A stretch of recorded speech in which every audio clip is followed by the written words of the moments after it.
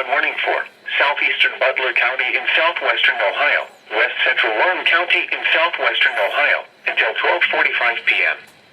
At 9:37 a.m., radar and automated rain gauges indicated that thunderstorms had produced heavy rain over the area.